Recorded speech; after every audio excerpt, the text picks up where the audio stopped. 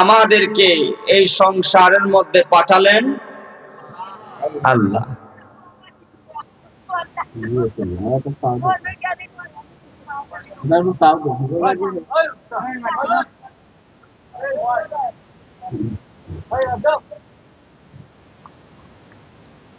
এরা কইতাছে হুজুর ওয়াজুন না কি করব আমরা করতে পারি বাপরে আয় আয় আয়, কারণ মরণের কোন গ্যারান্টি নাই। এই যে আমি কিন্তু স্টেজে ওঠার পরে কিন্তু দেখছেন আমি একটু নীরবতা পালন করছি, আমার এইখানে কিন্তু ব্লক হয়ে গেছে, মানে ব্যথাটা উঠে গেছিল, মানে শ্বাস উপরে নিতে পারতেছি না, নিচেও নিতে পারতেছি না, যেই কারণে আমি একটু অপেক্ষা করছিলাম। গতকালকে প্রোগ্রাম ছিল আমার আখাউড়া, ব্রাহ্মণবাড়ি আখাউড়া, ওইখানে স্টেজের মধ্যে আমি এমন ব্রেন খাইছি, মানে ব্রেন তো বুঝেন উল্টা টান যেটা কয়, খাইছি প্রায় 10 মিনিট এখানে বসে রয়েছে শ্রোতারা আমার পানি টানি দিয়া। মানে গতকালকে অবস্থা, গতকালকে আর আজকে মোটামুটি আমার স্টেজে খুব সমস্যা হচ্ছে। তো সবকিছুর মালিক আল্লাহ, তারপরে তো যদি কথা না বলি দাওয়াত করছেন, ঠিক না? তো বলছিলাম হায়াত দিলেন আল্লাহ, মরণ দিলেন আল্লাহ, সংসারে পাঠালেন, সংসার করে দিলেন আল্লাহ, জমিনে ফসল ফলাইলেন আল্লাহ, ঠিক না? বাচ্চা কাচ্চা দিলেন আল্লাহ, ব্যবসা বাণিজ্য ধন দৌলত কোটি টাকার মালিক বানায়া দিলেন আল্লাহ। যেই জমিনের উপরে আপনারা বসে আছেন, যদিও জমিনের মালিক আল্লাহ, কিন্তু আপনাকে রেজিস্ট্রির মাধ্যমে কিছু দেয়া দিছে আর কি, ওই যতদিন আছেন ততদিন মালিক, পাহারাদার, যেটাকে বলা হয় পাহারাদার। তা আমরা আছি পাহারাদার হিসাবে। এখন এই জমিন কি বলে জানেননি? জমিন বলে, ও বুদ্ধিমন্তপুরের মানুষ, আজকে আমি জমিনের উপরে তোমরা বড়াই করো, যেমন খুশি তেমন তোমরা আমাকে ব্যবহার করো। কেউ ওয়াজের স্টেজ সাজায়া আমি জমিনের উপরে মানুষ জড়াও করো, জামায়াত করো ওয়াজ নসিহত শোনার জন্য, আবার একই জায়গার মধ্যে অন্য আরেকটা স্টেজের মধ্যে গান গাওয়া হয়, নাচ বাদ্যযন্ত্র দিয়া নাচানাচি করা হয়, মহিলা পুরুষে অবাধ মেলামেশায়। জমিন বলেন এটাও তোমরা করো, ভালো কাজও করো, মনে রেখো আমি জমিনের এখন জবান নাই, কিন্তু মনে রেখো আমি জমিনের উপরে যত বড়াই করো আমার নিচে তোমাকে একদিন আসতে হবে, ঠিক না বেঠিক বলে? কারণ এই পাখিটা যখন চলে যাবে, উড়ে যাবে, একটা পাখি আছে না ভিতরে, একদিন পাখি যাবে তোমার কাছটি ছেড়ে, একদিন পাখি যাবে তোমার কাছটি ছেড়ে, আর চলে গেলে ওই পাখিটা আইবে না ফিরে, আর চলে গেলে ওই পাখিটা আসবে না ফিরে, একদিন পাখি যাবে তোমার কাছটি ছেড়ে, ঠিক না বেটি? 3.5 হাত দেব লইয়া রং তামাশাই মন মজায়া, ঠিক না বেটি? আর 3.5 হাত দেব লইয়া রং তামাশাই মন মজায়া, আর একদিন তোমার যাইতে হবে আন্দার কবরে, যেতে হবে কিনা বলেন? যেরকম যেতে হবে কিনা? আর একদিন তোমার যাইতে হবে আন্ধার কবরে, একদিন পাখি যাবে তোমার কাছাটি ছেড়ে, একদিন পাখি যাবে তোমার দেহটা ছেড়ে। ধন্ত পড়বে চুল পাকিবে, গায়ের চামড়া ঢিলা হইবে, ঠিক না বেটে? আর ধন্ত পড়বে চুল পাকিবে, গায়ের চামড়া ঢিলা হইবে, আর হাঁটতে হবে একদিন তোমায় লাঠি ভর করে, আইরে হাঁটতে হবে একদিন তোমায় লাঠি ভর করে, একদিন পাখি যাবে তোমার কাছাটি ছেড়ে, একদিন পাখি যাবে তোমার কাছাটি ছেড়ে। একটা জবান বন্ধ রাখবেন না, সকলে জবান খুলে বলেন না ঠিক না বেটি? এই আমার পশ্চিম বুদ্ধিমন্তপুরের বাবা, খুব খেয়াল মনোযোগ দিয়া শোনো রে ও আমার মৌলভী বাজারের বাবা। আমাকে যেই বিষয় দেওয়া হয়েছে কবর এবং হাসর, এখন কবর যাইতে হইলে আগে জমিনের উপরে ভালো আমল করা লাগবে, কবরে যাওয়ার আগে ইমানদার হওয়া লাগবে, কবরে যাওয়ার আগে ইমানদার মুত্তাকি হওয়া লাগবে, কবরে যাওয়ার আগে তোমাকে নামাজি হতে হবে, কবরে যাওয়ার আগে তুমি রোজাদার হওয়া লাগবে, কবরে যাওয়ার আগে তোমাকে মুত্তাকি হওয়া লাগবে, কবরে যাওয়ার আগে আল্লাহর প্রিয় বান্দা হওয়া লাগবে, কবরে যাওয়ার আগে রাসূলের আদর্শ উম্মত হওয়া লাগবে, ঠিক না বেঠে? আমার ভাইরা, এখন আপনারা বলেন আমরা কি ইমানদার কবরে গেলে হব নাকি যাওয়ার আগে? কথা কি বুঝেন? আমার কথা বুঝেন?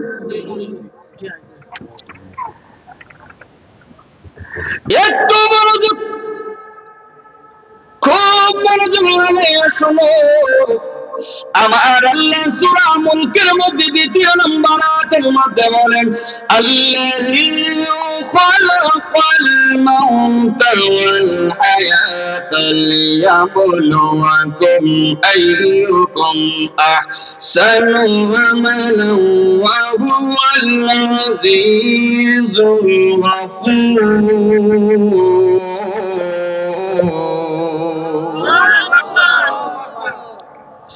আল্লাহ বলেন জীবন দিলাম আমি আল্লাহ, মরণ দিলাম আমি আল্লাহ।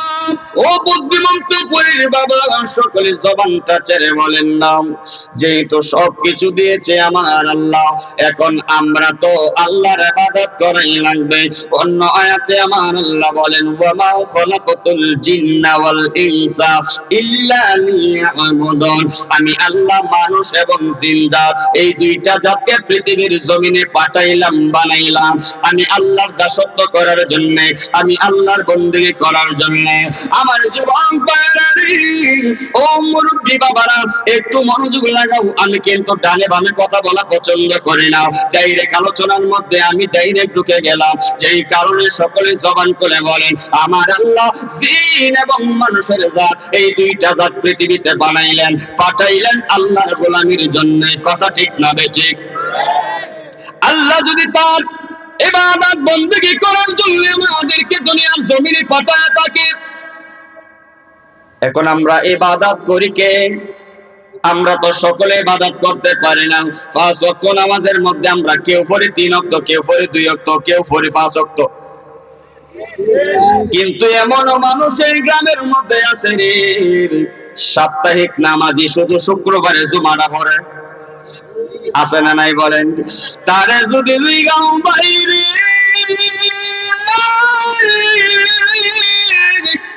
ও ভাই তুমি কেন শুক্রবারে শুধু নামাজ পড়ো, 5 ওয়াক্ত নামাজ কেন তুমি পড়ো না? ডাক দিয়া বলে, আমি সপ্তাহে একদিন নামাজ পড়ি, আর শুক্রবার নামাজ পড়লে বাকি 6 দিনের গুনাহ আল্লাহ মাফ করে দেয়। এরকম আছে না? একটু মনোযোগ লাগাও। আমার কথা বুঝতে কোনো অসুবিধা হয় আপনাদের? অসুবিধার হওয়ার কোনো কথা না, কারণ আমি তো গায়ের কথা বলি না, কথা বোঝার মতোই কথা বলছি। যেই কারণে আমার ভাইয়েরা, আল্লাহ যেহেতু পাঠাইলেন ইবাদতের জন্য, আল্লাহ যেহেতু পাঠাইলেন গোলামির জন্য, এখন আমরা আল্লাহর ইবাদত করব তো দূরের কথা, আল্লাহর গোলামি করব তো দূরের কথা, আমরা তো এখন বর্তমানে সংসার নিয়ে বড় ব্যস্তর মধ্যে পড়ে গেলাম, আমরা তো দুনিয়াদারি নিয়ে বড় ব্যস্ততার মধ্যে পড়ে গেলাম। এই যে আর 1.5-2 মাস পরে পবিত্র রমজানুল মুবারক আমাদের সামনে উপস্থিত হয়, আমি দোয়া করি আল্লাহ গো, ও মায়ার আল্লাহ, আমরা যারা এই জায়গার মধ্যে বসে আছি, গ্রামের মানুষ যারা আছি, আল্লাহ অন্তত পক্ষে রমজানের আগে আমাদেরকে মরণ দিও না। কারণ এই রমজানে যদি আমরা ইবাদত বন্দেগী করি, আমরা মনের মতো যদি তারাবি পড়ি, আমরা যদি রোজা রাখি, আমরা যদি সেহরি খাই, আমরা যদি ইফতার করি, আমরা যদি দান সদকা করি, এই রমজানের মধ্যে এত ইবাদত, এত ইবাদত, আমার আল্লাহ বলে, ও বান্দারে শোনো শোনো শোনো, আমি আল্লাহ তোমাদেরকে 11টা মাস দিয়ে দিলাম, 11টা মাস তোমরা যেমনি ইচ্ছা তেমনি চলাফেরা করো, কিন্তু এই রমজান মাসটা আমি আল্লাহর মাস। এই রমজান মাসে যারা মন থেকে দিল থেকে কাটি নিয়তে ইবাদত বন্দেগী করবা, এইটার পুরস্কার কালকে আমাদের ময়দানে আমি আল্লাহ কুদরতি হাতে তোমার দান করে দেব।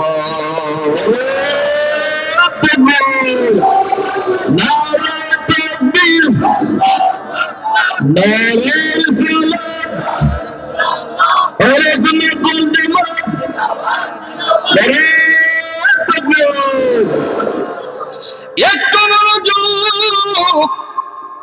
আল্লাহর কাছে দোয়া করি, আল্লাহ গো, ও মায়ার আল্লাহ, দয়ার আল্লাহ, আমরা রমজান মাসটা একটু দিয়া দিও, কারণ রমজান মাসে যেই লোকটা গুনাহ মাফ করাইতে পারে না, তার মতো কপাল পোড়া, তার মতো আবাদি, তার মতো এত নিঃস্ব মানুষ এই আল্লাহর জমিনের উপরে কেউ হতে পারে না। যেই কারণে আমার ভাইয়েরা, সামনে রমজান আসতেছে, এখন সকলে জবানটা ছেড়ে বলেন, আল্লাহর হুকুম রোজা রাখো, আল্লাহর হুকুম নামাজ পড়ো, তাহলে রমজানের সমস্ত রোজাগুলো রাখার দরকার আছে না? না,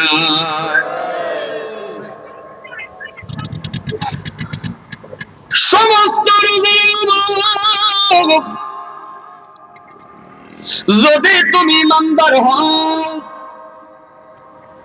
যদি তুমি মারা যাও, কারণ আল্লাহ কোরআনের মধ্যে বলেছেন, ওমা খলাকতুল জিন্না ওয়াল ইনসা ইল্লা লিয়াবুদুন, যেমন ইবাদতের জন্য তোমরা পাঠাইলাম, দাসত্ব করার জন্য পাঠাইলাম, কিন্তু আরেকটা আয়াত তোমাদের যেন সব সময় স্মরণ থাকে। কোন আয়াতটা? আমার আল্লাহ তো বলে দিয়েছেন, আমার আল্লাহ তো বলে দিয়েছেন, আমি যাদেরকে প্রাণ দান করেছি, জীবন দান করেছি, তাদের জন্য মৃত্যু অবধারিত। যেই কোন মুহূর্তে তোমাদের সামনে মালাকুল মাউত আজরাইল দাঁড়িয়ে যাবে, যেই কোন মুহূর্তে আজরাইল দাঁড়িয়ে যাবে, আজরাইলের কোনো গ্যারান্টি নাই। আল্লাহর নবী ডাক দিয়া কয়, আজরাইল, ও আজরাইল, তুমি একজন আজরাইল, সারা পৃথিবী মানুষের জান কেমনে তুমি কবজ করো? তোমার কাছে কিসের ইঙ্গিত আসে আজরাইল? আজরাইল ডাক দিয়া কয়, ইয়া রাসূলুল্লাহ, ইয়া হাবিবাল্লাহ, নবী গো, ও মায়ার নবী, দয়ার নবী, আল্লাহ পাকের আরশে আজিমের উপরে একটা গাছ আছে, ওই গাছের মধ্যে পুরো পৃথিবীর মানুষের নাম লেখা আছে, প্রত্যেকটা পাতায় পাতায় যার যার হায়াতের নাম লেখা আছে, প্রত্যেকটা মানুষের নাম এই জায়গার মধ্যে লেখা আছে। নবী গো, নবী গো, নবী গো, ও মায়ার নবী, দয়ার নবী গো, আমার আল্লাহ যখন হুকুম করে ওই গাছ থেকে পাতাটা জোরে পড়ে যায়, মানে ময়লা হয়ে যায়, ওইটা পড়ে যায়, আর আমি বুঝতে পারি গো নবী ওই লোকের হায়াত শেষ। তারপরে আমি তার রূহটা কবজ করি। জবান খুলে বলেন না আল্লাহু আকবার। এখন আপনারা বলেন কবরে তো যাওয়া লাগবে কিনা বলেন, কথা কোন না? আচ্ছা, মজার একটা কথা, এইটা মাহফিল, ঠিক না? জান্নাতের বাগান। এখানে কেউ জোর করে আসছেন, জোর করে বসছেন? আপনার ইচ্ছা, ভালো লাগছে আপনি আসছেন। আবার অনেকের ভালো লাগছে না বা লাগবে না, তারা বাড়িতে ঘুমাচ্ছে। এই তো, এটা যার যার ব্যক্তিগত চাহিদা। মাহফিলে আসুক বা না আসুক, যার যার ব্যক্তিগত চাহিদা। কিন্তু মরণ যে হবে এটা কি যার যার ব্যক্তিগত?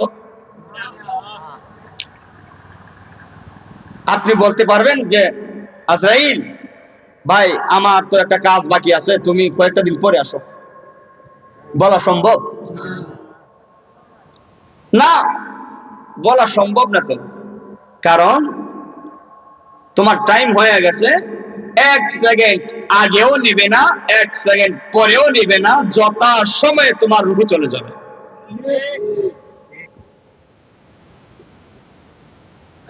এই জায়গার মধ্যে দুইটা পয়েন্ট আছে। এক হইল ইমানদারের মরণ, দুই নাম্বার হইল বেঈমানের মরণ। ও বুদ্ধিমন্তপুরের বাবারা, ইমানদারের মরণটা কেমন হবে, বেঈমানের মরণটা কেমনে হবে? ইমানদারের মরণটা আল্লাহর নবী ডাক দিয়ে বলেন, ও পৃথিবীর মানুষ, যারা আল্লাহ পাকের হুকুম আদায় করেছো, যারা আল্লাহ পাকের হুকুম মেনেছো, আল্লাহ পাকের সমস্ত কথাগুলো মেনে মেনে জীবন পরিচালনা করেছো, আমি রাসূলুল্লাহর আদর্শ বাস্তবায়ন করেছো, নামাজ পড়েছো, রোজা রেখেছো, হজ করেছো, যাকাত দিয়েছো, হালাল ভাবে চলেছো, অন্যায়ের প্রতিবাদ করেছো, জুলুম করো নাই, অন্যায় করো নাই। তোমার সামনে যদি মালাকুল মাউত আজরাইল দাঁড়ায় যায়, তোমার মরণটা কেমন হবে জানুনি? ছোট্ট একটা শিশু বাচ্চা যেমনি ভাবে মায়ের স্তনের দুধ খেতে খেতে ঘুমায়া যায়, ইমানদারের মরণটা ঠিক ওইভাবে রূহটা কবজ করা হবে, ওই ইমানদার টের পাবে না। আর বেঈমানের রূহ এমন ভাবে যাবে রে,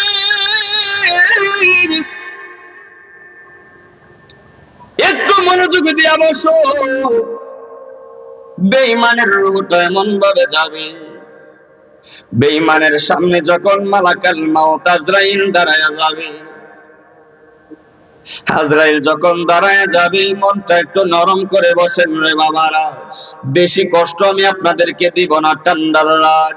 বেঈমানের সামনে যখন আজরাইল দাঁড়ায় যাইব, আল্লাহর নবী হাদিস মুবারকের মধ্যে ঘোষণা করেন, ওই আজরাইলের চেহারাটা এত ভয়ঙ্কর হবে, এত বিশ্রী হবে, এত কুৎসিত হবে, তার রূহ নেওয়ার আগেই ওই আজরাইলের চেহারা দেখে ওই লোকটা প্রস্রাব করে দিবে, ওই লোকটা ভয়ে ভয়ে কাঁপতে শুরু করবে, ওই লোকটা আজরাইলের চেহারা দেখে হায় উতাস করতে পারবে। আজরাইলের চেহারা দেখে ওই লোকটা হাই হুতাশ করতে থাকবে, ওই রূহটা যেতে চাইবে না, ওই রূহটা যেতে চাইবে না। আজরাইলে যখন তার রূহটা নেওয়ার জন্য যখন হাত দিবে, ওই রূহটা একবার পায়ের নিচে চলে যাবে, একবার বুকের উপরে উঠবে, একবার হাঁটুর মধ্যে যাবে, আর একবার মাথার দিকে যাবে। এইভাবে রূহটা পা থেকে মাথা পর্যন্ত, যেই লোকটা খারাপ, যেই লোকটা বেঈমান, যেই লোকটা নাকি আল্লাহর হুকুম মানে নাই, যেই লোকটা রাসূলের আদর্শ মানে নাই, ওই লোকটা যখন আজরাইলকে দেখবে, তার রূহটা যেতে চাইবে না, ওই রূহটা দৌড়াদৌড়ি শুরু করে দিবে। আল্লাহর নবী ডাক দিয়ে বলেন, ওই রূহটা বারবার নিষেধ করবে,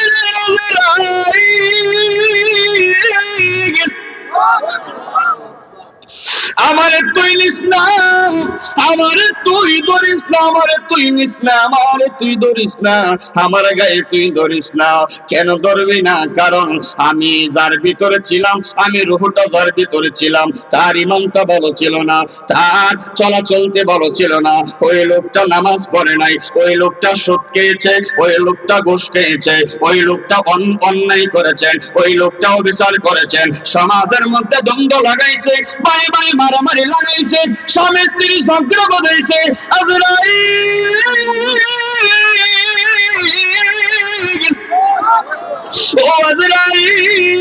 আমার তুই ধরিস না রে, একটু সময় দে, একটু সময় দে, আমার একটু সময় দে। আমি এখন থেকে ওয়াদা করলাম, এখন থেকে নামাজি হব, এখন থেকে রোজাদার হব, এখন থেকে আমি হক হালাল মেনে চলবো। আজরাইল ডাক দেয়া কই না রে, না তোরে আর সময় দেওয়া হবে না। আল্লাহ হুকুম করেছেন, এক সেকেন্ড দেরি হবে না, এক সেকেন্ড লেট হবে না, তাড়াতাড়ি হবে না, যথা সময়ে তোর রূহটা মিলিয়ে নিব। এমন জোরে বুকের মধ্যে আঘাত করে রূহটা টান মেরা বাইর করব রে।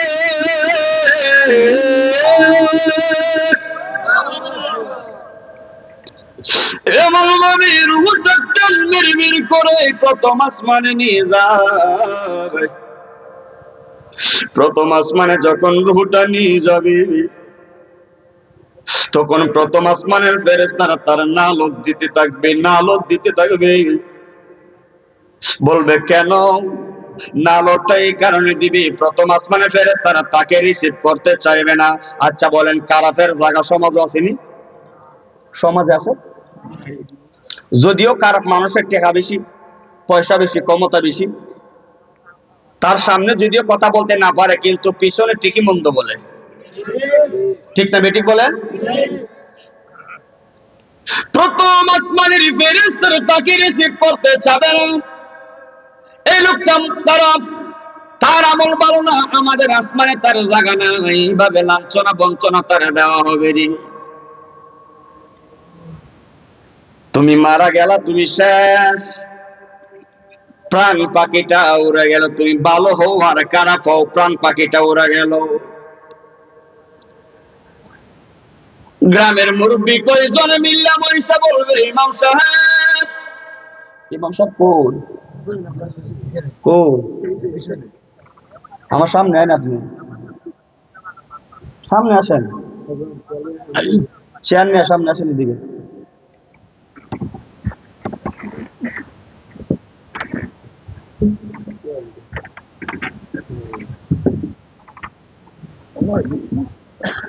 ইমাম সাহেব তো আমার স্মার্ট,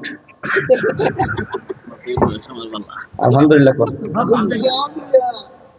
আমার একটা আফসোস যে এরকম একটা কুট কিনতাম, কত টেহা রুজি করি প্রতি মাহফিলে 30,000, 20,000, 40,000 টেহা পাই, কিন্তু এরকম তো পাই না। ঠান্ডা বেশি লাগে, মোটা মানুষের ঠান্ডা আবার বেশি হয় না। আলহামদুলিল্লাহ কোন। উনি যে সরল মানুষ এটা আমি বুঝছি আগেই। ওই যে দাওয়াত করছেন এর ভিতরে কিন্তু আর যোগাযোগ নাই। অতটা সরল যে হুজুর আছে না মরছে, একটা কুচ ভাই দেখে একটা ফোন দিয়ে দেখি। আমি গতকালকে ফোন দিলাম যে কয়টার সময় মাইক দিবেন বা কয়টার সময় আসবো, তখন উনি লোকেশন দিচ্ছে যে এইভাবে আসবেন। আমি ভাবছি মাহফিল হইতো না মনে, কারণ মাহফিল দিলে একটা তাড়াহুড়া আছে না, যে বক্তা আইব কি আইতো না, কথা কোন করে। ও তো সরল মানুষ, আবার বালা না। আমার দাওয়াত করছেন মোহব্বত করে, আমার তো কইবেন যে হুজুর মাহফিলটা কিন্তু হইব, আপনি আসতে হবে, ঠিক না? যোগাযোগ আসলে তো ব্যস্ত মানুষ। যাক, তারপরে আমি কল দিলাম, দিয়া বললাম কিভাবে আসতে হবে, বলছে এইভাবে লেখা দিছে আমার হোয়াটসঅ্যাপে, এইভাবে আসতে হবে, লোকেশন দিছে। তারপরে আমি লোকেশন দেখে দেখে আমি একবার প্যান্ডেলের কাছে আইছি। আলহামদুলিল্লাহ কোন। আমার কথা কি আপনাদের খারাপ লাগতেছে? আল্লাহ যেন আমাদেরকে কবুল করে, আমিন বলেন। এখন তো দেখা যায় আলোচনা করার মতো একটা পরিবেশ হয়ে গেছে, ঠিক না? একটু মহব্বতে 1 মিনিট দরুদ পড়েন আল্লাহুম্মা সাল্লি আলা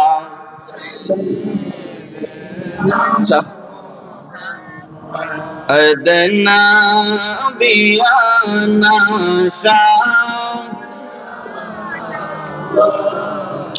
লানা মুহাম্মাদ নাবিয়ানা জুরশান মাওলানা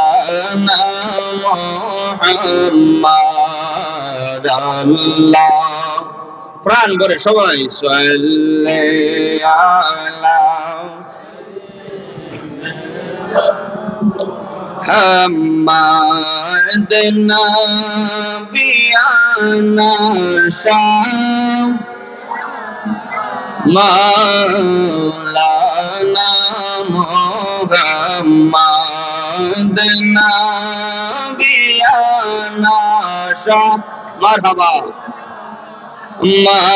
مولانا محمد اللهم صل على سيدنا আমার একটু মনোযোগ লাগাও কয়েকজন মুরব্বী উঠান বৈঠক করে উঠানের মধ্যে সেল পালাইয়া শেয়ারের মধ্যে বৈশা কয়েকজন মুরব্বী কইব ইমাম সাহেবরে একটা কল দাও, ইমাম সাহেবরে ডাক দাও, মাইকের মধ্যে অ্যানাউন্স যেন করে দেয় ইমুক মিয়া মারা গেছে, জানাজার টাইম যেন বলে দেয়। জানাজার টাইম বলার জন্য রে আমার বুদ্ধিমত্ত পড়ে পাগল পরে হয়ে যাবে। শুধু আমার দিকে মনোযোগ থাকবে, অন্য কোন জায়গায় মনোযোগ দিলে আপনারা কথা বুঝবেন না। অন্তরটার মধ্যে ধাক্কা লাগান, চেষ্টা করেন চোখের পানি যেন আসে, কারণ এক ফোঁটা চোখের পানি আপনার জন্য নাজাতের উসিলা আল্লাহ করে দিতে পারে। যেই কারণে ডানে বামে সামনে পিছনে ওয়াজের আশেপাশেও যেন কেউ কথা না বলে, কারণ কথা বললে ওয়াজে ডিস্টার্ব হয়। ওয়াজ ভালো না লাগলে বাড়িতে গিয়ে ঘুমায় থাকলে ভালো, কিন্তু ডিস্টার্ব করা যাবে না। ইমাম সাহেবরে জানাই দাও মসজিদের মধ্যে যেন মাইকের মধ্যে বলে দেয়। ইমাম সাহেব অ্যানাউন্স করে দিল একটি সুখ সংবাদ, পশ্চিম বুদ্ধিমন্তপুর নিবাসী জনাব ইমুক মিয়ার বাবা, জনাব ইমুক মিয়ার ভাই আজকে রাত এতটার সময় ইন্তেকাল করেছেন, অথবা উসমানী মেডিকেল হাসপাতালে ইন্তেকাল করেছেন, অথবা ইবনে সিনা হসপিটালের মধ্যে ইন্তেকাল করেছেন। আগামীকাল সকাল বেলায় 11টার সময় মসজিদের সংলগ্ন ময়দানে জানাজা হয়ে যাবে। সকলকে আহ্বান করলাম যেন জানাজাতে শরীক হতে পারেন। এইভাবে কিন্তু ইমাম সাহেব তার দায়িত্ব পালন করবে। আর কিছু মানুষ দৌড়াদৌড়ি শুরু করে দিবে, হাইরে কাফনের কাপড় আনার জন্য বাজারে যাও, কাফনের কাপড় আনার জন্য আপনাদের পশ্চিম বুদ্ধিমন্তপুরের জমিনে বাজারে চলে যাবে। বাজারে গিয়া বলবে বাইরে ও দোকানদার ভাই ভালো কইরা কাপড় দেখায়া দাও, ভালো করে কাপড় ফিট করে দাও। কেন? জানাজা হবে, একটা লোক মারা গেছে, তার কাপড় শেষ বিদায় দেওয়া লাগবে।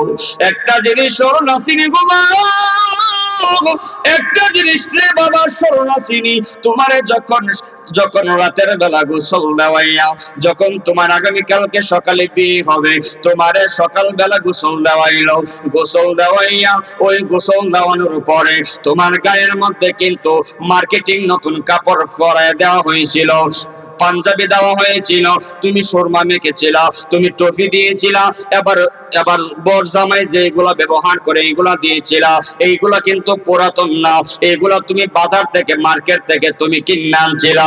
শরণাসিনী রে বাবা,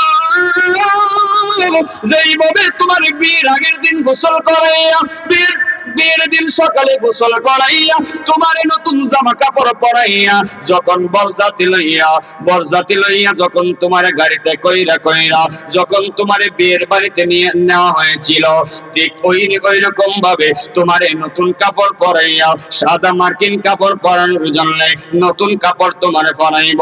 নতুন কাপড় তোমারে পরাইয়া এবারে তোমারে কি করব, তোমারে গোসল দেওয়াইয়া নতুন কাপড় পরাইব। ও বন্ধুরে বন্ধুরে বন্ধুরে, ওই নতুন কাপড় পরাইয়া তোমারে নাকের মধ্যে তোলা দিব, চোখের মধ্যে সুরমা লাগাইয়া দিব, তোমারে গোলাপ জল দিয়া ছিটাইয়া দিব রে, গোলাপ জল দিয়া তোমারে ছিটাইয়া। এবার যেমনি ভাবে বরযাত্রী লইয়া তুমি বিয়ে বাড়িতে গিয়েছিলা, ঠিক তেমনি ভাবে তোমারও শেষ বেলা বরযাত্রী হয়ে যাবে। চারজনে চার কাঁধে করে তোমাকে চৌপায়ার মধ্যে নিয়ে নিবে, মসজিদের কাটে করে নিবে, এবং তোমার পেছনে কতগুলো বরযাত্রী থাকবে। এই বরযাত্রী গুলো সাধারণ বরযাত্রী না রে, এই বরযাত্রী সাধারণ বরযাত্রী না। বিয়ার বরযাত্রী তো খাওয়া দাওয়ার পরে তোমাকে রেখেই চলে আসে, ঠিক না ঠিক বলেন? বিয়ের বরযাত্রী দেখবেন, বরযাত্রী খাওয়া দাওয়ার পরে এক গাড়ি আগে আসে, আরেক গাড়ি পরে যায়। যখন মানুষের মিল হয়, মিল হওয়ার পরে গাড়িটা আগে ছেড়ে দেয়, তাড়াহুড়া করে।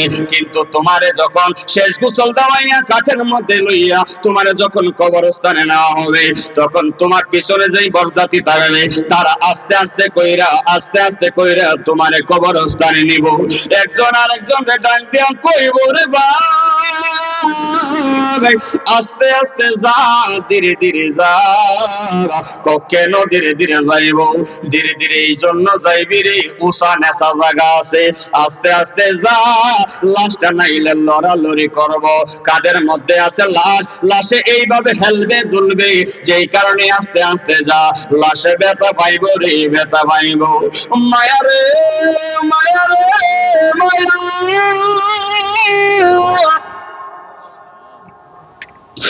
মানুষ কত সুন্দর তোমার গোসল দেওয়াইয়া, সাবান কসকু সাবান দিয়া তোমারে মরায়। আরেকজন রে ডাক দিয়ে কই বাইরে আস্তে আস্তে মর দেখো, কেন ব্যথা পাইব ব্যথা পাইব। আস্তে আস্তে লাশটা দৌত করো, নাকি তাড়াহুড়া করে? তাড়াহুড়া করে না, আস্তে আস্তে লাশটা দৌত করে। মায়া রে কত মায়া। লাশের গোসল দেওয়া প্যাকেটিং কইরা যখন তোমার এইভাবে আস্তে আস্তে জানাজার মাঠে নিবি, জানাজার মাঠে হাজার মানুষ থাকবে, হাজার মানুষের সামনে তোমার সম্পর্কে কথা বলা হবে। লোকটা কেমন ছিল? আমরা সকলে দুই হাত তুলে বলি লোকটা ভালো ছিল। লোকটা কেমন ছিল? লোকটা ভালো ছিল। ওই লোকটা যদি দুনিয়াতে থেকে কোনো অন্যায় করে থাকে, অপরাধ করে থাকে, জুলুম করে থাকে, খারাপি করে থাকে, আল্লাহর রাস্তায় তারে মাফ করে দাও। আচ্ছা বলেন, তখন কি সবাই মাফ করে না? যখন মাফ করে না, মাফ করাই জানাজা পড়াইয়া, জানাজা জানাজা যখন শেষ হয়ে গেল, ও আমার মৌলভী বাজারের বাবারা, জানাজা শেষ কইরা তাড়াহুড়া কইরা সবাই কিন্তু কবরে যায় না। সবাই যায়? যখন যায় সবাই কিন্তু কবরে যায় না, অনেকে জানাজা থেকে জানাজা শেষ করে বাড়িতে চলে যায়। ব্যস্ত মানুষ, কিন্তু আত্মীয় স্বজন যারা আছে খাদে করে আস্তে আস্তে কবরস্থানে তারা নেয়, আস্তে আস্তে নেয় কবরের পারে দাঁড়াইয়া, কবরের পারে দাঁড়াইয়া আস্তে আস্তে নামা। লাশে ব্যথা পাইব রে, ব্যথা পাইব। মায়া রে কত মায়া। লাশে ব্যথা পাইব, আস্তে আস্তে নামা। তোমার কে স্মরণ আছে? তুমি যখন বিয়ে শেষ করে আসছিলা, আসার সময় কিন্তু তোমারে কম্বল দিছিল, আসার সময় কিন্তু তোমার একটা ছাগলের বাচ্চা দিছিল। আসার সময় কিন্তু তোমারে কিছু না কিছু দিয়া দিছিল শ্বশুর বাড়ি থেকে, ঠিক না বেঠিক বলেন? তোমারেও আমরা খালি হাতে কবর দিতাম না, খবরে লামাইবো, খবরে লামাইয়া নতুন বাসটারে কাইটা সুন্দর করে কোটি কোটি করে তোমার এই নতুন শেষ বিদায়টা এমন ভাবে দিব রে ও বুদ্ধিমন্ত পরের মানুষ, নতুন বাসটা এইভাবে সুন্দর করে সারিবদ্ধ ভাবে দিয়া এই বাসের উপরে ছাটি দিয়া, ওই ছাটির উপরে মাটি দিয়া, ওই মাটির উপরে সুন্দর করে চতুর্দিকে গাছ এইভাবে লাগাইয়া তোমারে শেষ বিদায় দিয়ে দিবি। এখন তোমার কাজ শেষ, এখন তোমার কাজ শেষ। এখন ওই লাশটা কবরের মধ্যে তাইকা ডাক দিয়া বলবে, তোমরা কই যাও রে, আমারে ফালাইয়া তোমরা কই যাও? বাড়ির মধ্যে কত মানুষ লইয়া আমার একসাথে রাখলাম, গোসলের সময় একসাথে ছিলাম, কাপড় পরাইলা কয়েকজন মানুষ মিল্লা, জানাজা পরাইলা হাজার মানুষ দেয়া, কিন্তু শেষ বেলা কবরের মধ্যেও কিন্তু আমার সাথে অনেক লোক ছিল। এখন আমার ফালাইয়া অন্ধকার কবরে কই যাও রে, কই যাও? তোমার দুনিয়া ইতি হয়ে গেছে বুদ্ধিমন্ত পরের মানুষ, এই জায়গা থেকে আর কেউ ফিরে আসে না, কেউ আসবে না, কেউ আসে না, আসবে না, শেষ। কিসের বড়াই করো, কিসের অহংকার করো, কিসের তো তাকাব্বুরি তুমি করো? খেয়াল করে দেখবেন নিজের ইচ্ছে তুমি মাহফিলে আসলা, যদি ওয়াজ ভালো না লাগে একটু পরে তুমি চলে যাইবা, তোমার ব্যক্তিগত সিদ্ধান্ত। কিন্তু তুমি যে কবরে ঘুমাইলা, এই কবরে যারা গেছে রে কেউ জীবনের মতো আর আসে না। কবরে চলে গেলাম, কবরে যাওয়ার পরে একজন ফেরেশতা যাবে তোমার কবরে, যেই ফেরেশতার নাম হইল হযরতে রোমান ফেরেশতা। ওই রোমান ফেরেশতা কবরে যাওয়ার পরে যেই রূহটা তোমার আজরাইলে নিয়েছিল, ওই রূহটা লইয়া রোমান নামক ফেরেশতাটা আসবে কবরে। কবরে আইসা ওই ফেরেশতাটা রূহটা ভিতরে ঢুকাইয়া দিবি, তখন তুমি উঠে উঠে বসে যাবে, রোমান ফেরেশতা চলে যাবে। তারপরে আসবে একজন মুনকার, আরেকজন আসবে নাকির। নাকির এবং মুনকার দুইজন ফেরেশতা, একজন ডানে বসবে আরেকজন বামে বসবে, ডাক দিয়া বলবে রে মান রাব্বুকা ওয়া মান দীনুকা মান হাযার রাজুল। জবান খুলে কি একবার বলা যাবে না আল্লাহু আকবার? তিনটা প্রশ্ন করবে, মান রাব্বুকা ওয়া মান দীনুকা মান হাযার রাজুল। ইমানদার যারা, যারা নামাজ পড়েছিলেন, আল্লাহর হুকুম মেনেছিলেন, এই দেখেন এখন আপনাদের কত লাভ, এখন দেখেন আপনাদের কত সম্মান, দেখেন এখন আপনার কত ইজ্জত কবরে, আর বেঈমানের কত লাঞ্ছনা। দেখেন কবরে প্রথম স্টেজ আপনার কত লাঞ্ছনা বঞ্চনা। মান রাব্বুকা, তোমার রব কে? এই যে কথাগুলো এখন শুনলেন আপনারা, নামাজ যারা পড়বেন, যারা আমল করবেন বলা, তারা বলবে রব্বি আল্লাহ, আমাদের রব। একসাথে বলেন আমাদের রব, আওয়াজ করে বলেন আমাদের রব। ওয়া মান দীনুকা, তোমার দিন কি? আমরা বলবো দীনিয়াল ইসলাম। সকলে বলেন দীনিয়াল ইসলাম। এখন তো লাস্ট এন্ড ফাইনাল, আপনাদের আমাদের দেশে পরীক্ষা হয় প্রথম সাময়িক, দ্বিতীয় সাময়িক, বাৎসরিক, ঠিক না? প্রথম সাময়িক যদি তুমি ফেল করো, পাস কইরা দেয় স্যারে, সুযোগ আছে। দ্বিতীয় সাময়িক যদি তুমি ফেল করো, তারপরেও কান্নাকাটি করলে স্যারে পাস কইরা দেয়। কিন্তু ফাইনালে যখন তুমি ফেল যাইবা, তখন কান্নাকাটি করলেও আর তোমারে পাস করা সম্ভব না, ঠিক নেই?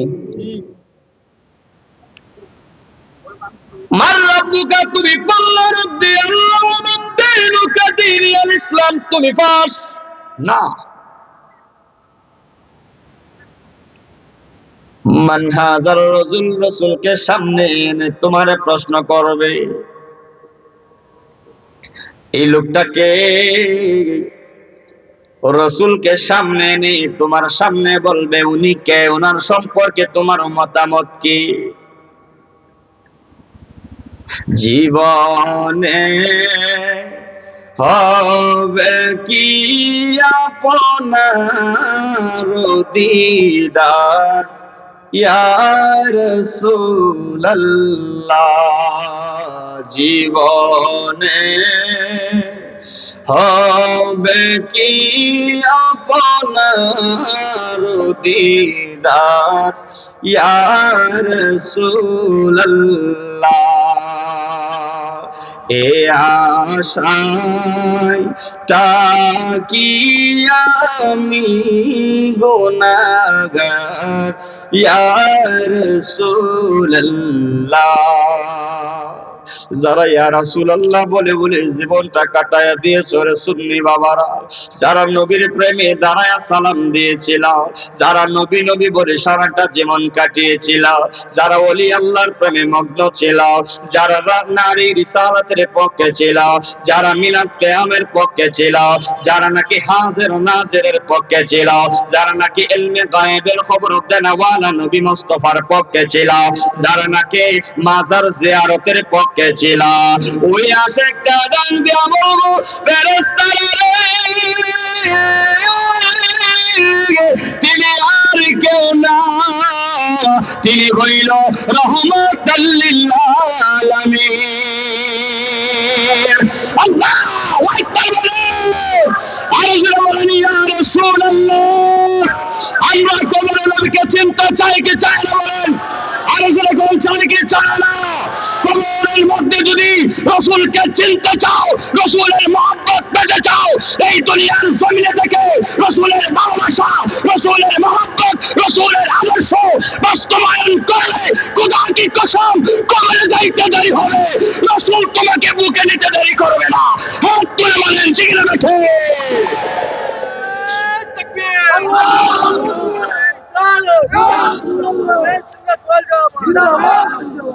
মারহাবা বলেন।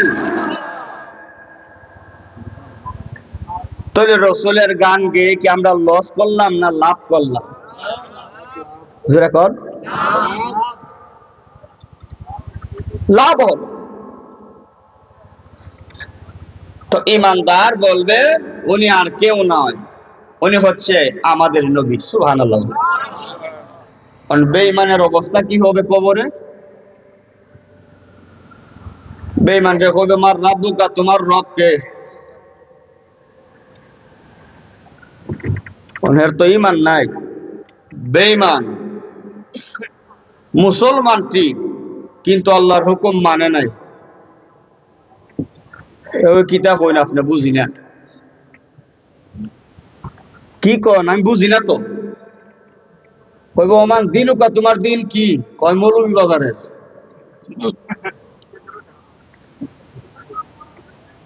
ফেরেশতা কি কইব তুই, আমি জিজ্ঞাসি তুই মৌলভী বাজারের?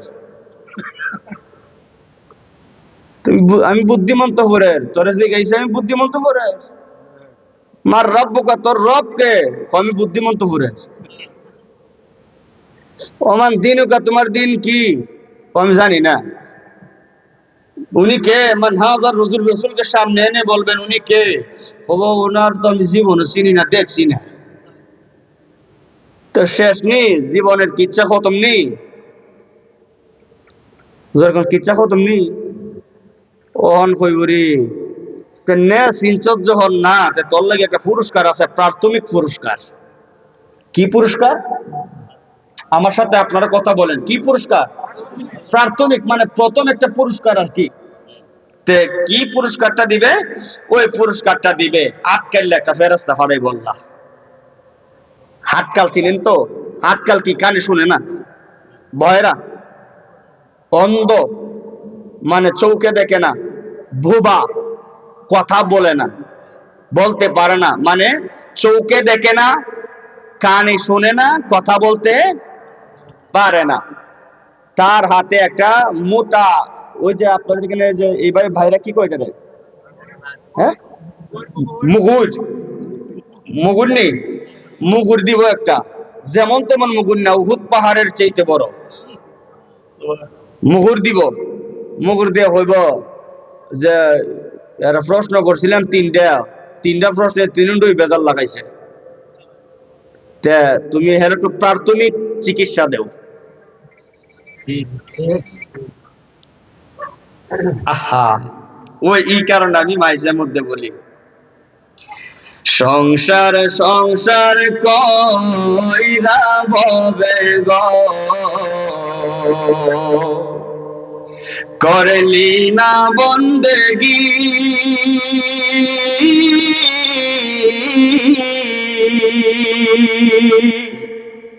কিভাবে কাটা আইবে মনরে, খবরের জিন্দিগি রে, ওরে জীবন ঘুনাই ঘুনাই গেল রে। ঠিক নেই, ঠিক নেই, এটা আওয়াজ করেন তো, আমি তো আর ফেরেশতা না, আপনি তো আওয়াজ করবেন। ঠিক না বেঠিক বলেন? ওরে জীবন ঘুনাই ঘুনাই গেল রে, ধন সম্পদের মায়ায় পয়রা গো, ডাকিলি না মাওলা রে,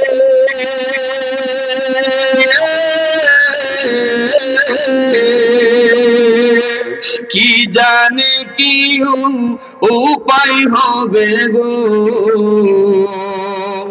অন্ধকার কবরে রে, ওরে জীবন ঘুনাই ঘুনাই গেল রে, ওরে জীবন ঘুনাই ঘুনাই। সংসার সংসার কইরা ভবে গো, করলি না বন্দেগি,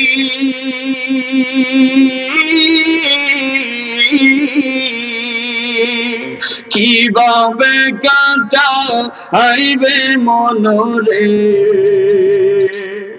খবরের জিন্দিগি রে, ওরে জীবন ঘুনাই ঘুনাই, ওরে জীবন ঘুনাই ঘুনাই গেল রে। ঠিক না বিটি? নিঃশ্বাসের বিশ্বাস কইরা গো,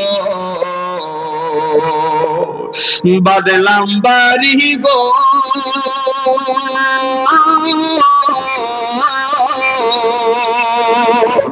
কোন দিন জানিয়া আজরাইল আইসা রে, সবই করে পরে, ওরে জীবন গোনাই গোনাই গেল রে, ওরে জীবন বাড়ির পাশে কবর গরে গো, বাঁধবি বাসর গো,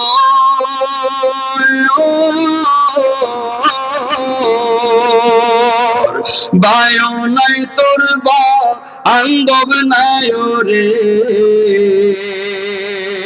কে লইবে কবর রে, ওরে জীবন ঘুনাই ঘুনাই গেল রে, ওরে জীবন ঘুনাই ঘুনাই গেল রে। কথা বলতে হবে, ঠিক না বিটি? কষ্ট হইতেছে আপনাদের? আর 10টা মিনিট বলি। 10 মিনিট বলি। আচ্ছা, ও চা খাইতাম নি ঠান্ডা নি? ও বালা ঠান্ডা হয়েছে, আঙ্গুল ফুরে না। আচ্ছা, একটু চা খাইবার সুযোগ দিবেন না আমারে? না আপনার তো খাই লিতাম, একটু দূরত পড়েন। আল্লাহুম্মা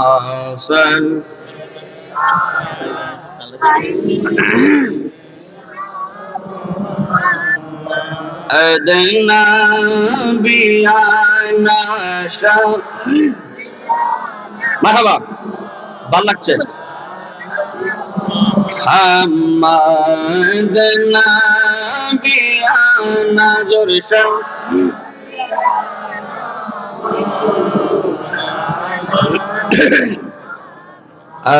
আল্লাহুম্মা সাল্লি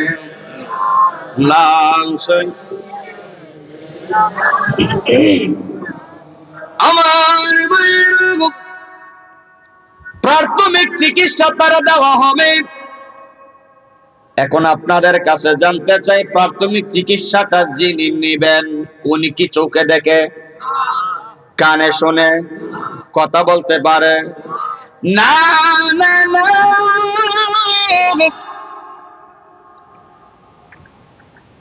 এখন ওই লোকটা হইব তুমি কে, মানে অবস্থা দিকা ওই মুগুর দিকা হইব তুমি কে?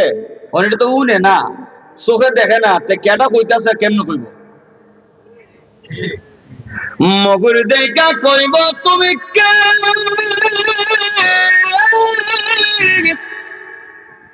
কে গো তুমি কে?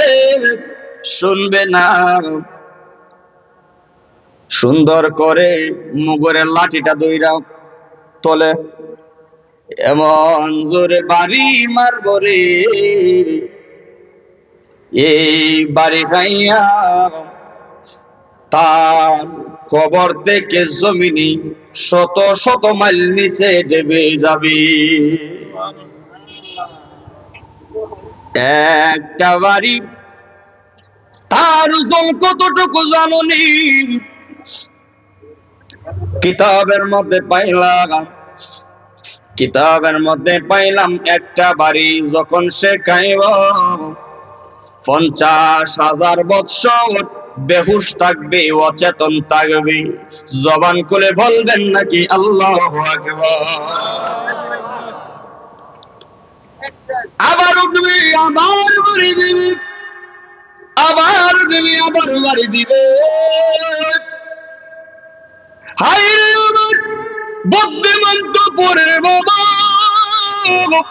বারবার উঠবে, বারে বারে বাড়ি দিবে, এত জোরে জোরে বাড়ি দিবে, তার চিৎকার ওই দিন কেউ শুনবে না, তার চিৎকার কান্নাকাটি কেউ শুনবে না। কেন শুনবে না? কারণ কবরের নিচের আওয়াজ তো জমিনের উপরে থাকা মানুষ কেউ শুনতে পারে না, এত জোরে জোরে একের পর এক আঘাত করবে। আমার আল্লাহ ডাক দিয়া বলবেন, ওরে ফেরেশতা এবার একটু থামো, এবার একটু থামো। তার দ্বিতীয় নাম্বার আরেকটা চিকিৎসা আছে। প্রথম ধাপটা শেষ হয়ে যাবে, দ্বিতীয় ধাপে তার কবরের মধ্যে একটা সাপ পাঠাবে, সাপ। হায়রে কেমনি আমরা সম্পদের লোভের মধ্যে পইরা টাকার পিছনে দৌড়ায়া, বিল্ডিং এর পিছনে দৌড়ায়া রে বাবা, সারা জীবন পরিশ্রম করে তুমি বিল্ডিং বানাইলা, বাড়িঘর বানাইলা, লন্ডনে ছেলে মেয়ে পাঠাইলা, সব কিছু করলো দুনিয়ার জন্য, কিন্তু আল্লাহর রাস্তায় তুমি দান করলা না, আল্লাহর রাস্তায় তুমি দান সদকা করলা না, সম্পদের যাকাত দিলাই না, তুমি ভালো ভালো মজলিসে রাসূলের মাহফিলে তুমি দান করলা না, মসজিদে তুমি দান করলা না, মাদ্রাসায় তুমি দান করলা না, এতিম মিসকিনদের পাশে তুমি দাঁড়ালে না। তুমি ঈদের কাপড় পরো, জাকজমক করে তোমার ছেলের 10-15 হাজার টাকা দিয়া জামা বানায় দাও, আর তোমার মেয়ের ফাঁকি জামা এনে দাও 20,000 টাকা দিয়া, তোমার বউরে মার্কেটের মধ্যে মধ্যে লয়ে যাও, বিবিরে কোন কাপড়টা তোর পছন্দ হয়, যত দামি হোক না কেন আমি কিনে দিব।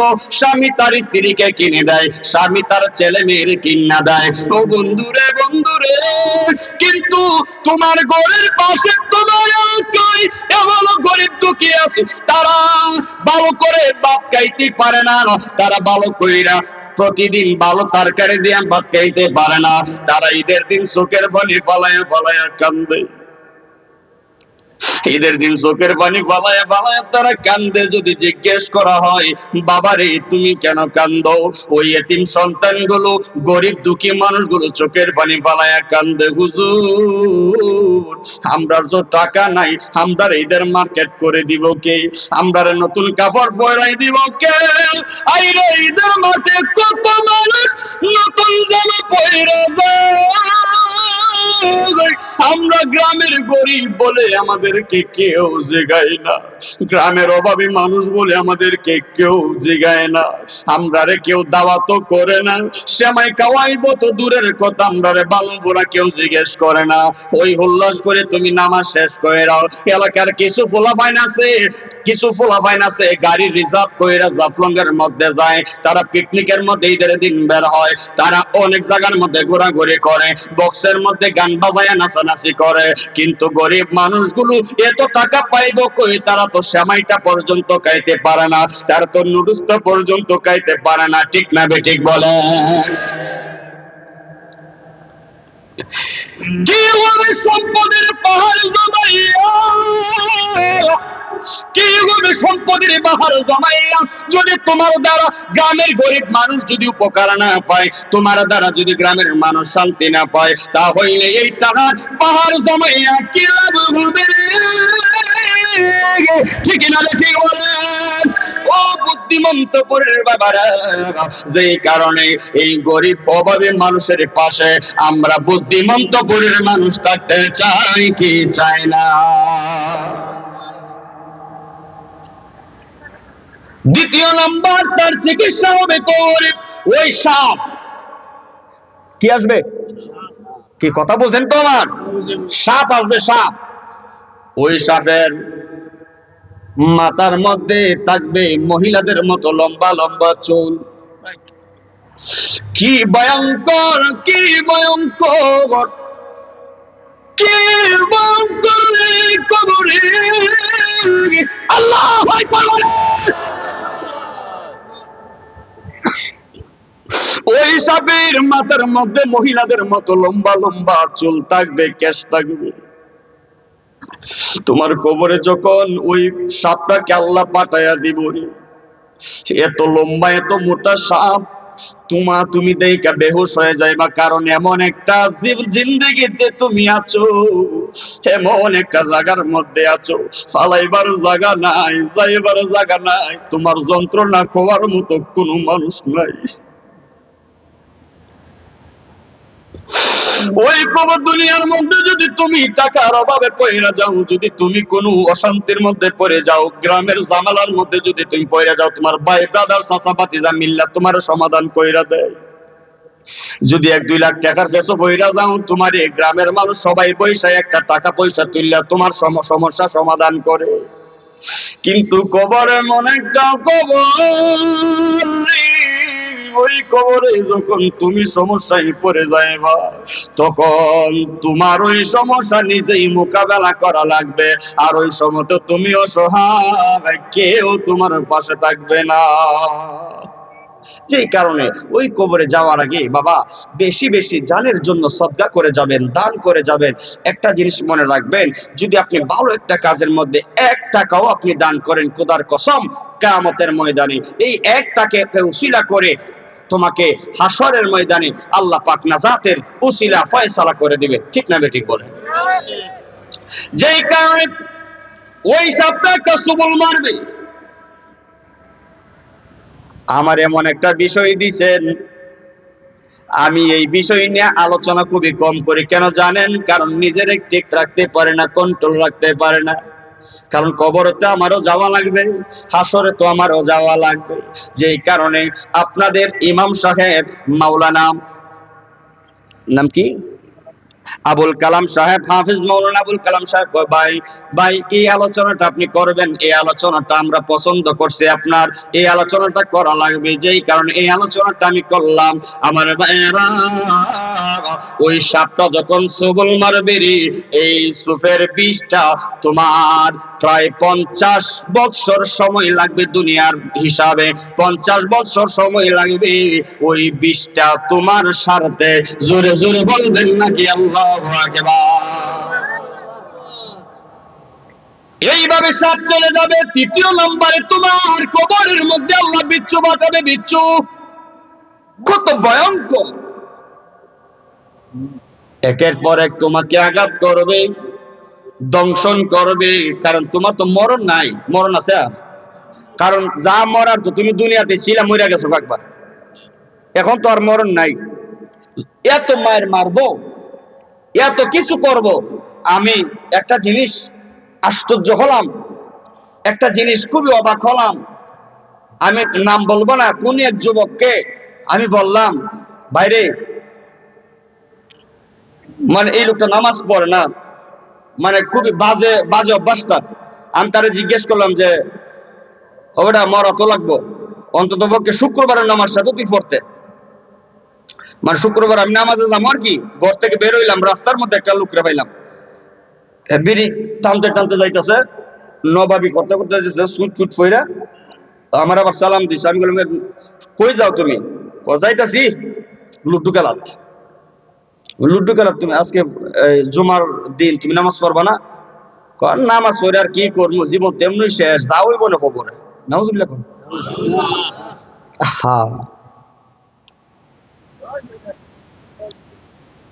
কি অবস্থা!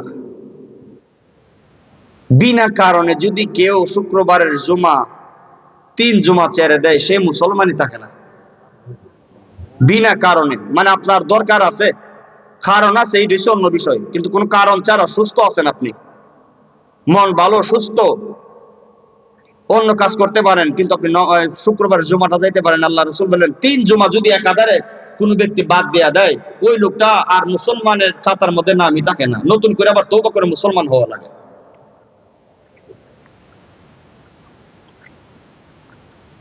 কত ওয়াজ শুনতেছেন, 11 বছর ধরে ওয়াজ আপনারা শুনতেছেন, মাহফিলে টাকাও দান করতেছেন, মসজিদ করার জন্য টাকাও দান করছেন, কিন্তু নামাজি তো আর বাড়তেছে না। নামাজি তো বাড়ে না।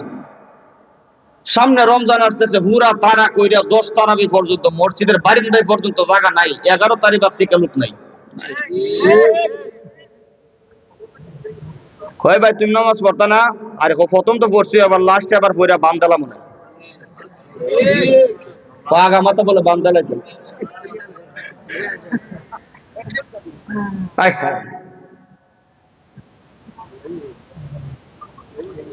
আল্লাহ হেদায়েত দান করুক, আমিন বলেন। এগুলো আশ্চর্য লাগে তো কথা। ইমাম সাহেব ঠিক নেই? আমি আপনাদের এলাকায় জানি না, আপনারা তো মনে করেন একবারে 30 তারাবি মনে মসজিদ ভরা থাকে। আর মাশাআল্লাহ যদি 27 রাত কেন ফাইরি জায়গা, লাস্টে যে 3 দিন আছে এই দুইটা হয় না। ঠিক মানে ভাবে যে 27 রাত পর্যন্ত মনে রমজানের রোজা, মানে 28 দিন শহর থেকে তো মার্কেট লয়ে ব্যস্ত।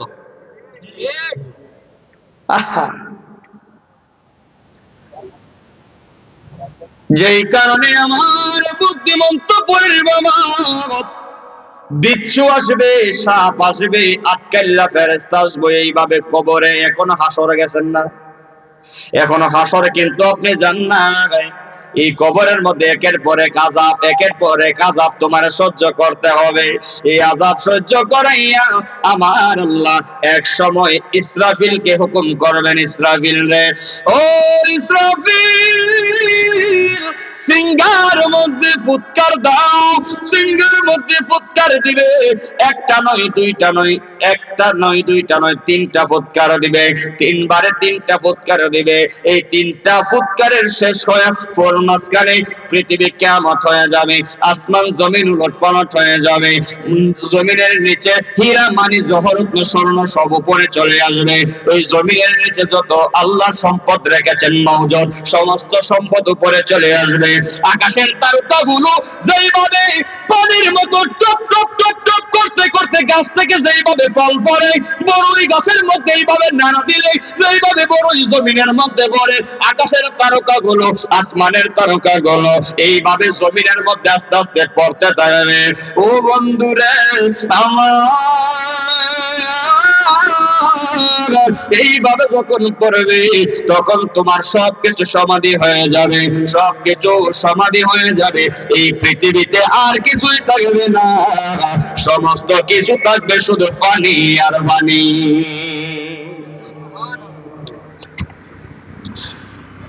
সব শেষ হয়ে যাবে পানি। হাসর আল্লাহ সাজাইবেন আরাফার ময়দানকে, সুবহানাল্লাহ বলেন। হাসরের মাঠ সাজাইব, হাসরের মাঠে আল্লাহ রাব্বুল আলামিন তার বন্ধু নবী মুস্তাফার একটা সিংহাসন দিবেন, মাকামে মাহমুদ, মাকামে মাহমুদ নামক সিংহাসন দিবেন। ওই সিংহাসনের মধ্যে রাসূল থাকবে, ওই সিংহাসনের নিচে সাজদার মধ্যে পয়রা রব্বি হাবিলি উম্মতি, রব্বি হাবিলি উম্মতি, উম্মতি বলে হাসরের ময়দান শুরু হবে। আরে কঠিন হাসরের দিনে আখেরি নবীজি বিনে পাপী উম্মত কে করিবে পার, আর পাপী উম্মত কে করিবে পার। ওই সূর্যটা মাথার আদত বলে আসবে রে, এত বড় সূর্য যদি রৌদ্র দেয় সহ্য করতে পারে না, ৩৬, ৪০, ৪৩ ডিগ্রি সেলসিয়াসের রৌদ্রের তাপ যদি এত উপর থেকে দেয় সহ্য করতে পারে না, গায়ের কাপড়গুলো কইলা রাস্তা দিয়া বাতাস বাতাস খুঁজে, বাতাস খুঁজে, শ্যামা খুঁজে, ছায়া খুঁজে, এত উপরে রৌদ্র ছায়া কষ্ট লাগে, আমাদের রৌদ্রের তাপগুলো সহ্য করতে পারে না। ওই দিন আল্লাহ মাথার আধাত উপরে সূর্যটা দাঁড় করায় রাখবে। ওই সূর্যের তাপে মানুষের মাথার মগজগুলো টকবক টকবক করবে, মাথার মগজগুলো টকবক টকবক করবে।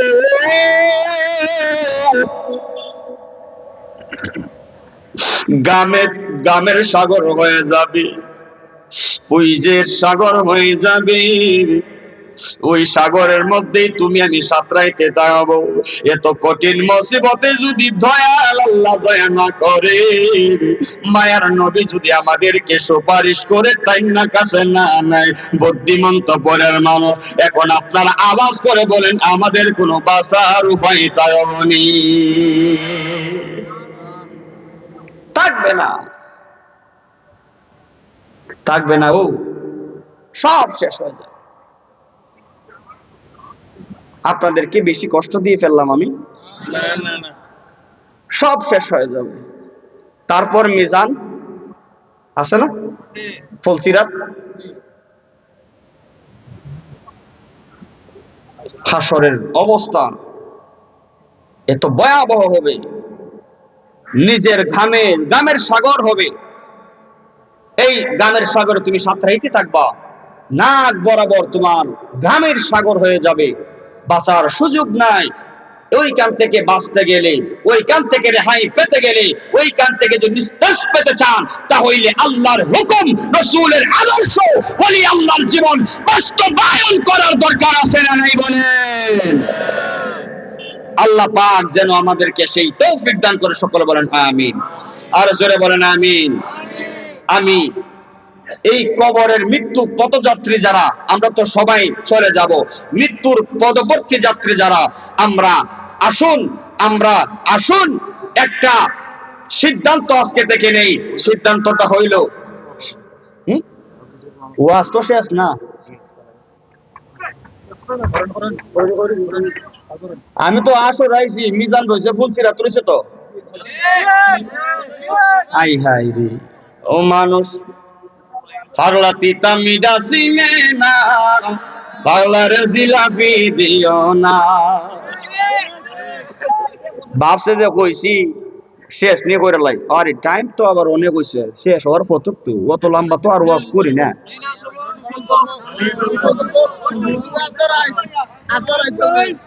আস্তা রায় তো ওয়াজ চলবো, আর দিয়া বাড়াই দিবানি, দিবার সময় তো হইবা কালেকশন হইছে না, বুঝছো?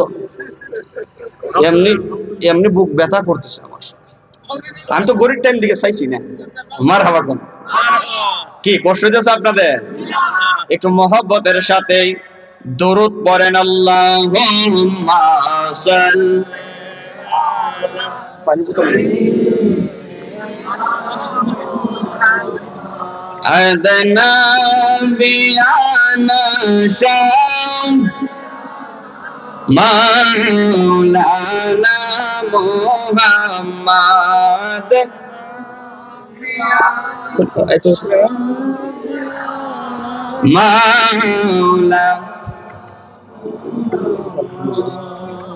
Allahumma salli ala Sayyidina Allahumma salli wa sallim wa barik alayhi। সকলে বলেন মারহাবা। সবাই কি এই এলাকারই না এলাকার বাইরে কেউ বাইরে থেকে কেউ আসছেন? সবাই এই এলাকা, আলহামদুলিল্লাহ। ভাবছিলাম এই এলাকায় জীবনের প্রথম যাবো, মানুষ আইব কিনা, হ্যাঁ ওয়াজ শুনে কিনা এটা তো আমি জানি না, ঠিক না? কিন্তু দেখলাম যে না, আলহামদুলিল্লাহ, আপনারা তো ওয়াজ বুঝেন, ওয়াজ শুনেন। মারহাবা কোন।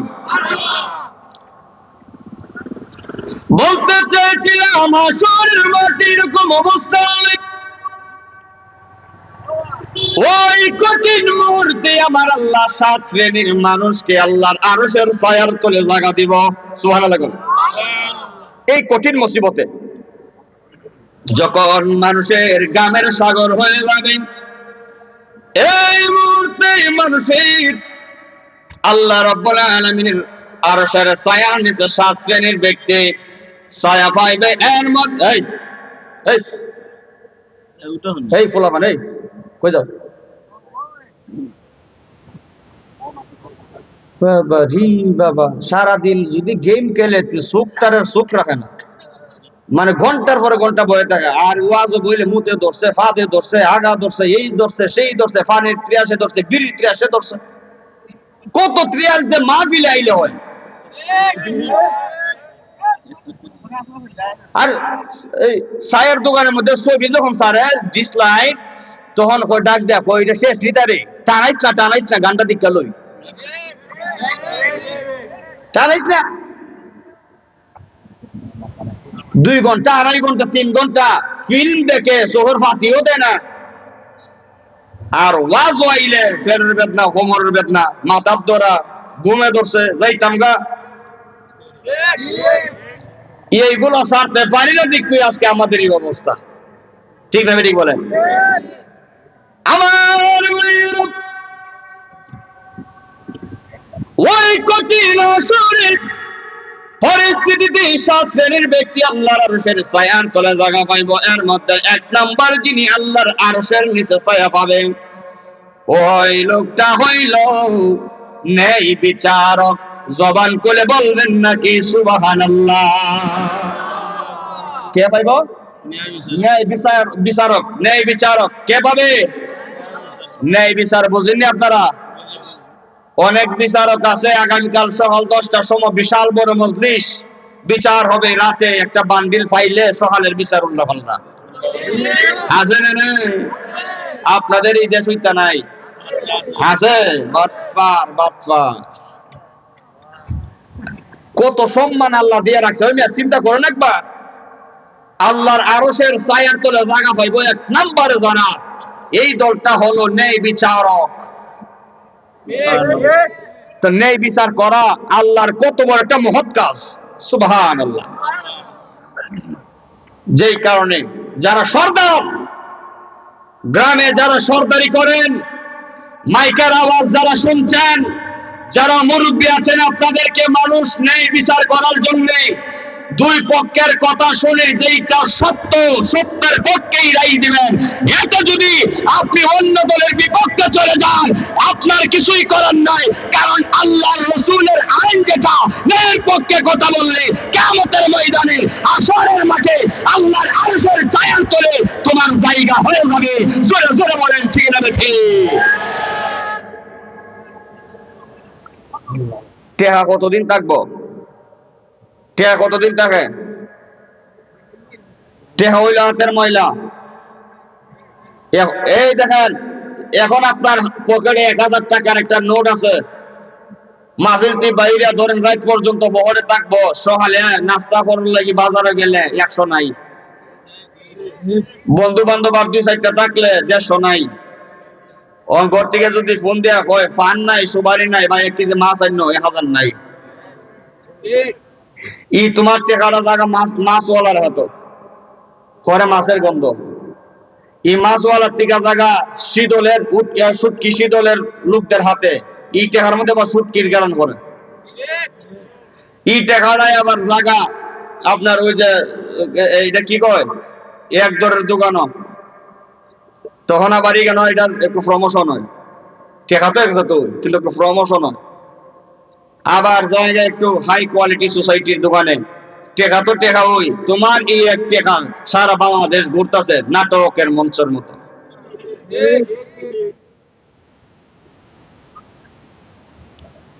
নদীরে পার গঙ্গে ওপার গড়ে, এই তো নদীর খেলা। সকাল বেলা দনির তুই ফকির, সন্ধ্যা বেলা সকাল বেলার দনির তুই ফকির, সন্ধ্যা বেলা নদীর পার গঙ্গে ওপার গড়ে, এই তো নদীর খেলা।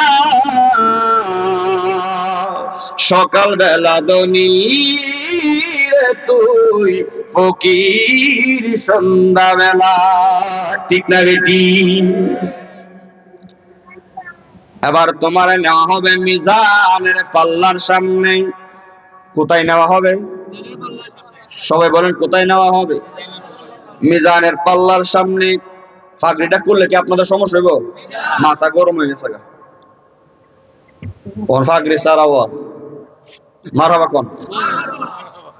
ফাগড়ি দিয়া যেমন লাগে, ফাগড়ি করলে কেমন লাগে এটা তো আপনারা দেখার দরকার। জাতের না মনো, হ্যাঁ, মাথা টেম্বা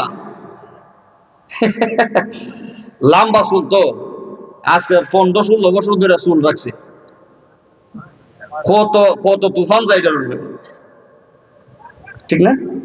রোদ যা, কত লোকে গরম সহ্য করতে না পারে একবার মাথা চুলাইলা, কিন্তু আমরা এই রোদ বৃষ্টি সব জ্বর তুফানি মাথার উপর দিয়ে যা। মারহাবা কোন? এবার তোমার মিজানের পাল্লায়, মিজানের পাল্লায়, মিজানের পাল্লায় তোমাকে না হবে।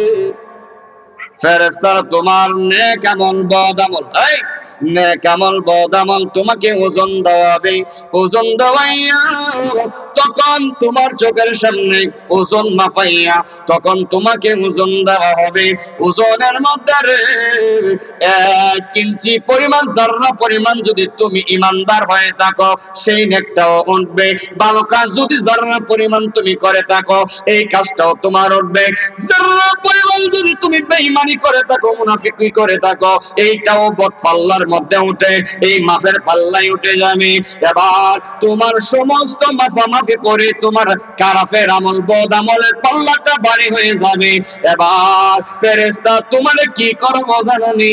ফেরেশতারা জাহান্নামী ফেরেশতাদেরকে ডাক দেবে, ডাক দিয়া বলবে, ফেরেশতারা রে শিকল নিয়ে আসো, বেড়ে নিয়ে আসো, গলায় লাগাও, পায়ের মধ্যে লাগাও, টেনে টেনে তাকে জাহান্নামের মধ্যে নিয়ে যাও।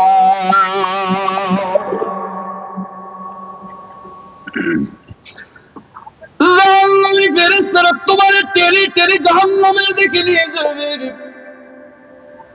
আল্লাহর নবীজি দৌড়ায়া তোমার সামনে হাজির হয়ে যাবে, ফেরেশতাদেরকে ডাক দিয়ে বলবেন, ফেরেশতারা ও ফেরেশতারা, আমার উম্মতটারে এইভাবে টেনে টেনে কোথায় নিয়ে যাও? ফেরেশতারা বলবেন, ইয়া রাসূলুল্লাহ, ইয়া হাবিবাল্লাহ, নবী গো, নবী গো, নবী গো, ও নবী, আপনার এই উম্মতের মিজানের পাল্লার মধ্যে যখন মাপ দিলাম, এই মিজানের পাল্লায় মাপ দেওয়ার পরে তার বদ আমলটা বেশি হয়ে গেল, যেই কারণে তার জাহান্নামী ফেরেশতা আমরা নিয়ে যাচ্ছি জাহান্নামে। আল্লাহর নবী ডাক দিয়ে বলবেন, তোমাদের মাফ হয় নাই, আমি রাসূল সামনে দাঁড়ায় থাকবো, মাফ করো। এই আওয়াজে মানি না, জোরে কর। আমি পাল্লার সামনে দাঁড়িয়ে থাকবো, তোমরা মাফ করো। মিজানটা কেমন? দুনিয়ার পাল্লার মতো, দুনিয়ার পাল্লার মতো। যারা দান ব্যবসায়িক, এটা তো ধান ক্ষেত না, জমিন নাই, এখানে দান হইছে। এখন এই দুনিয়াতে যারা মাফামাফি করে, দান মাফামাফি করে, দেখবেন প্রতি বস্তার মধ্যে যারা যদি এরা মাফে, তাহলে 2-4 কেজি কিন্তু জায়গা টেলায়, এমনি টেলা মারে, টেলা মারলে 2-4 কেজি কিন্তু জায়গা। আর মাজন যারা গিরস আছে, এরা এটা ধরে না। কেন ধরে না? দান, এরা তো কিছু পাইতো ব্যবসা করে, ধরে না। ধরলেও সাইরে দে, 10 মন 12 মনের জায়গার মধ্যে কিন্তু 1-2 মন এমনি জায়গা। এই মাফের কোনো হিসাব নাই, ধরাধরি নাই। আচ্ছা, এখন আপনাদের কাছে জানতে চাই, স্বর্ণ যে মাফে, এটা তো দান মাফলো, 1-2 কেজি গেলে সমস্যা নাই। স্বর্ণ যে মাফে, স্বর্ণ যদি কিছু বেশি দেলা, এরকম আসেনি? বেশি দেয় ওমাই, কারণ কিটা? এই বুদ্ধিমন্তপুরের মানুষ, এখন আপনি জবাব দেন, দান মাফলে 2-4 কেজি নিলে দিয়ে আওয়াজ করুন না। ওর স্বর্ণ মাফের সময় যদি ওইবার একটু কম দেয় স্বর্ণকারে, আপনি মানবেন? কারণ 2 লাখ টাকা ভরি, 2 লাখ টাকা ভরি, এটা যেটা দিয়ে মাফে, এটা কিন্তু দানের পাল্লার মতন নীতি। কি নীতি? ছোট্ট ছোট্ট একবারে কড়া গন্ডা হিসাব, চুল পরিমাণ যদি এদিক সেদিক হয়, ওই তো তোমার লস হইব, না লেবেনার লস হইব। কড়াই কন্ডাই সুন্দর করে এইভাবে ছায়া থাকে না, বুঝছে? নো। এখন আপনাদের কাছে জানতে চাই, একটা স্বর্ণকারে যদি স্বর্ণটা ওজন দেয় নীতির মাধ্যমে, মানে চোখটা খুব কড়া হুঁশিয়ার রাখে, একটু এদিক সেদিক হইলে তার লস হয়ে যাইব।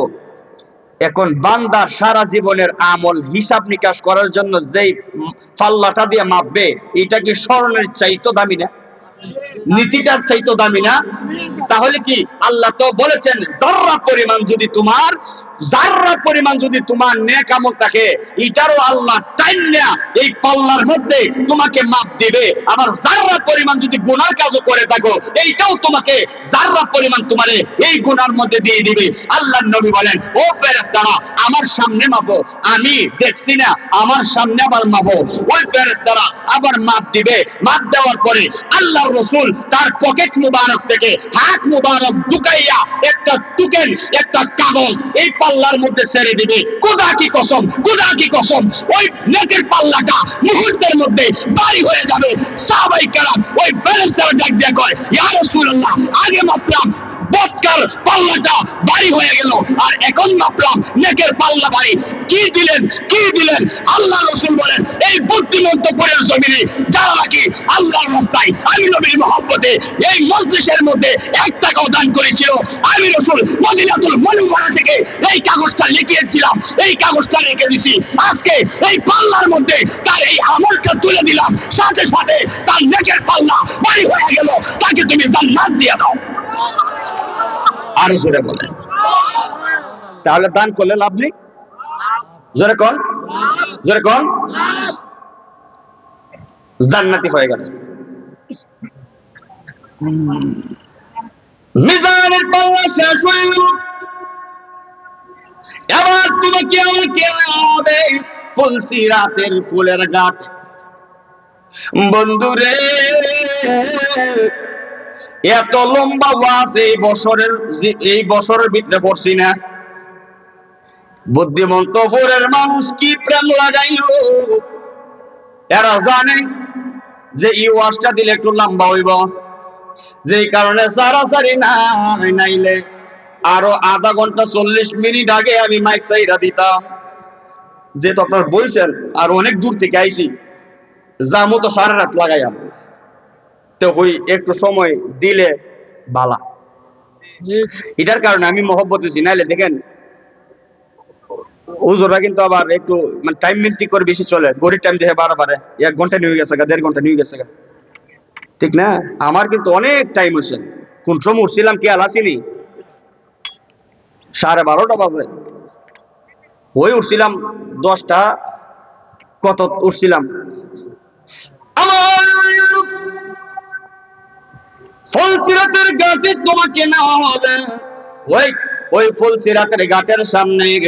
এখন তুমি ওই ফুলসিরাতের ফুল সাধারণ ফুল নয়, হীরার চেয়ে দাম, চুলের চেয়ে চিকন, 30,000 বছরের রাস্তা ওই ফুলসিরাতের ফুল কেমনে তুমি পাড়ি দিবে? আল্লাহ রাসূল বলেন, তোমার ভিতরে যদি ঈমান থাকে আর যদি মহব্বত থাকে, রাসূলুল্লাহ যেইভাবে আকাশের মধ্যে বিজলি চমকাইলে যেইভাবে বিজলি চমকানোর মতো চৌকের পলকে তুমি ফুলসিরাতের পুল পার হয়ে যাইবে। জবান খুলে বলেন না মারহাবা।